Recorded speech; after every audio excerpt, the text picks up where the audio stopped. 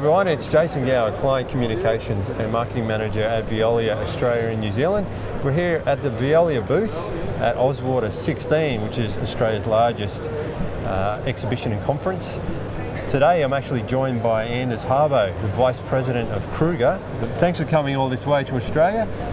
So Anders has come all the way from Denmark to present a paper at OzWater later today. So Anders, you'll be presenting on the Billund Biorefinery, which is an innovative concept about the circular economy in motion, I suppose, in action. So right. Can you give us a bit of tell us a little bit about that and how that actually works?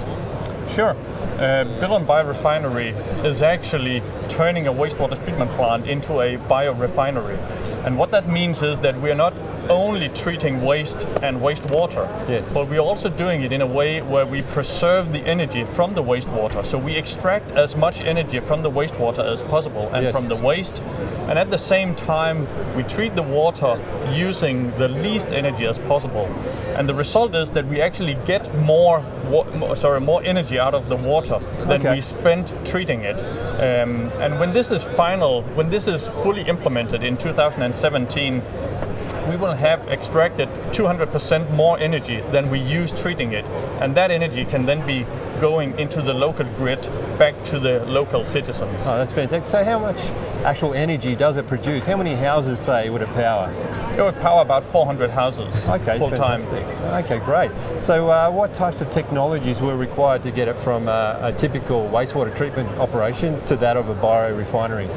Right. It's actually a mix between several different technologies, for sure. Some of them are well-proven, thought-through technologies, and some of them are new, innovative technologies. And I want to highlight one, for example, which we developed in Denmark, which is the Exolysis process.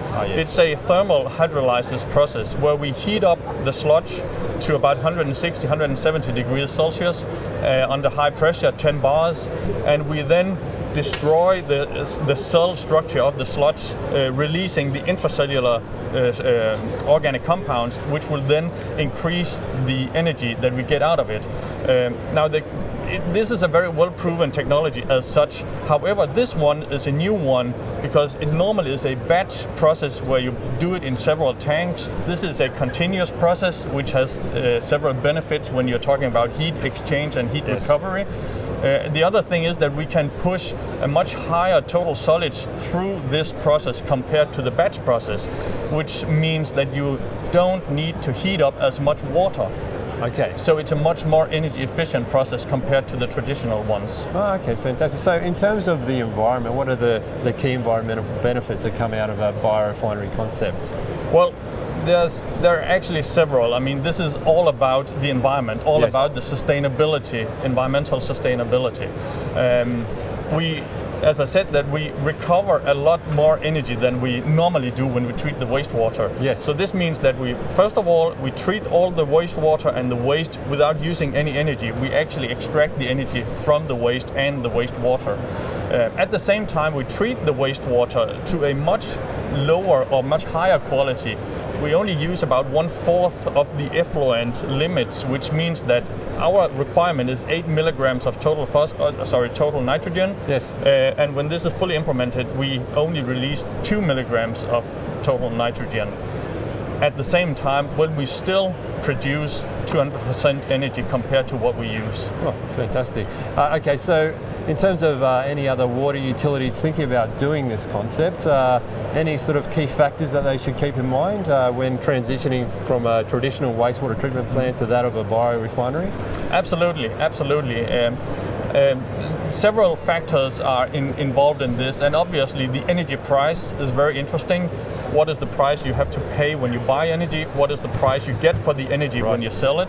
Another thing is very important is that the waste product, the sludge that you need to get rid of, it's very important what are your disposal costs for this sludge. Yes. The higher, the better this concept is. Another thing which is actually also very interesting is that the capacity of your digesters are increased significantly when you use the thermal hydrolysis.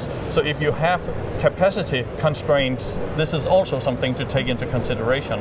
And then for sure, if you want to use green new technology, this is something to think about. Oh, that's fantastic. All the best with your presentation this afternoon, and I'm sure it will go well. Thanks for joining us, Anders. Thank you very much. Thank you.